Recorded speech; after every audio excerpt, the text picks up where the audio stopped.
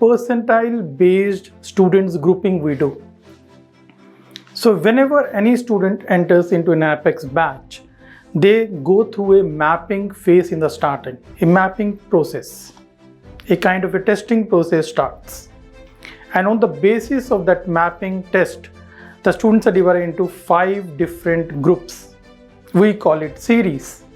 So the first series is a 6, 7, 8, 9 and 10. When I say 6 series, it means 60 percentile. 7 means 70 percentile. 9 means 90 percentile and so on. So why exactly we are dividing the people into 5 different levels based on their percentiles? What exactly the idea is, every grouping or every student will need a very personalized service according to that current learning that student is having. Now if you are at 60 percentile, you would be struggling with the concept, and if you're in the 90 percentile, you would be struggling with mostly application or practice. आपका concept बहुत clear होगा. So what exactly will happen is that will create a homogeneous batch. एक तरह के ही लोग एक batch में बैठे होंगे. तो उसका फ़ायदा किस चीज़ को है?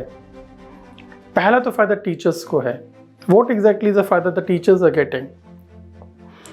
If as a teacher I know I am teaching a 6 series batch, I exactly know how to give any kind of a teaching or how to make you learn, or in a way I would say how to customize or personalize my teaching to you.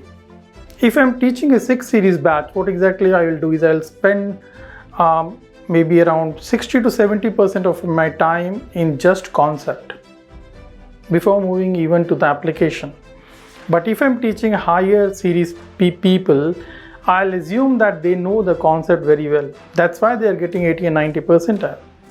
And so the focus would be more on the application or practice area. So homogeneous batches का एक फ़ायदा तो teachers को है कि कैसे teach करना है. लेकिन सबसे बड़ा फ़ायदा, the most biggest advantage it gives is the student actually. What kind of an advantage it gives? Now, in your own school, college times and everything, what you have seen is in heterogeneous batches. So what exactly happens is, even a 90 percentiler or a 100 percentiler sits with a 40 percentiler and a 50 percentiler. So what exactly happened in your schools? The whole class actually was carried by the people who are into 90 or 100 percentiler. What exactly will happen is these people will sit at the front benches and the teacher would be only talking to them only. Why? Because it would be easier for teacher to carry the class with a 90 percentile compared to a 40 percentile. And the whole class will have the speed or the teaching speed, which is, I would say, most likely it would be benefiting the person who is into 80, 90 or 100 percentile. I mean to say the person who is already at the top. And what exactly happens, and I think many of the people would have seen, rather all would have seen, even the toppers would have seen, and even the people who would have left behind would have seen, that 80-90% class actually lags behind the teacher, or lags behind the speed with which the classes are being carried. So what homogeneous batch gives is, it gives a confidence to every of the student to ask their doubts, to interact with the teacher. Now let's say if I am a 40 percentile, I'm sitting with a 90, let's say 10 people who are into the 90 percentile groups. I will not even ask a question. Why? Because I'll feel that all the people will say, you don't even know such a basic thing. So what I'll do is I'll just keep on nodding my head and will keep on, getting more and more, I would say, lower than the group. So what the point I'm saying is, homogeneous batch is very good for a student. Reason being, the student will be very confident of interacting with the teacher if they are in the same kind of a grouping. Otherwise, the same thing which will happen, which used to happen in your school or colleges, where toppers used to carry the class and you used to be left behind. The second reason I want to talk about is our course structure. The total course structure is divided into 4 parts. We call it phases. So it starts with the mapping phase, foundation phase, testing phase, and the control phase. As I told you earlier, that the mapping phase is a phase in which a kind of a testing or a mapping process happens, on the basis of which people are divided into 5 different groups. We call it as series, which I've already introduced to you.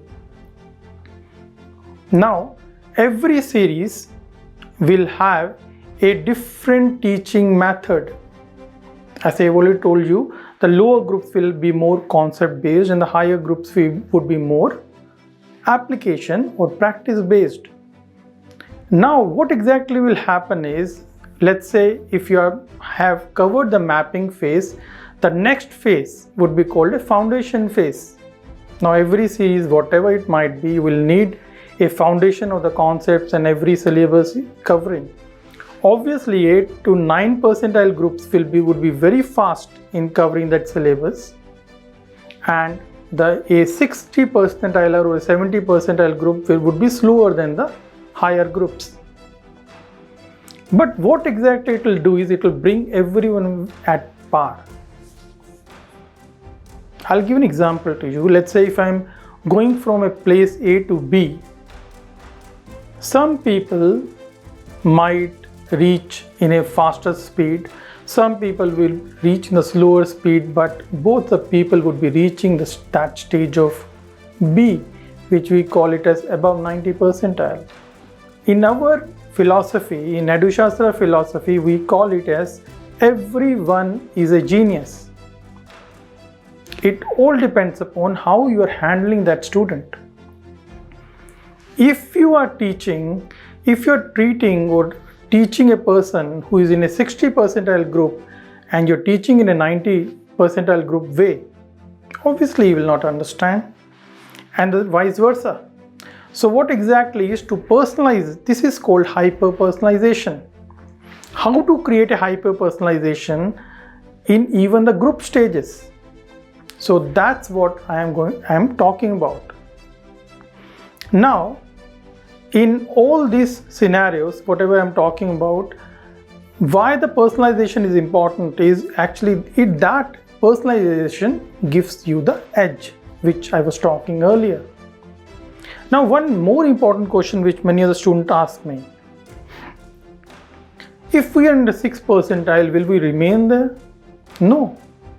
Every weekend you will have a testing, just like in the course structure I said, mapping phase, foundation phase, testing phase, and the control phase. So every weekend there will be a testing done. The student have a right, or they can choose not to get mapped or not to take the test. But if a student is taking the weekend testing, the student is actually applying for the next levels. So as your scores, as the syllabus will keep on covering, your level will keep on moving up, and so will the group also will keep on moving up. So a person who is in the 6th and 7th percentile will obviously reach the 9 or 10 percentile. To give you a surprise of our data speaks the truth.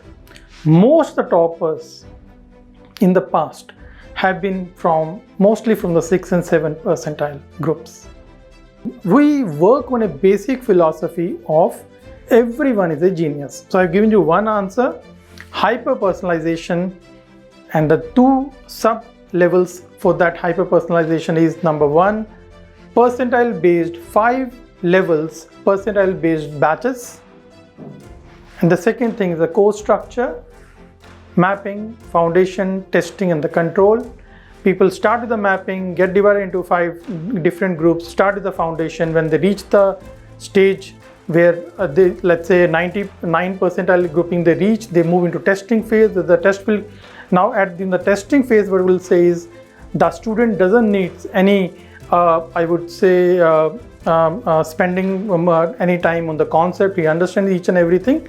Now the testings will happen, and the test will keep on happening till the time you're reaching your optimal level or a stagnant level. Every person will reach a stage of stagnation at one level, or maybe an IQ controlled level, where you will not, the variable of concept application in the practice will not yield any further changes in your results.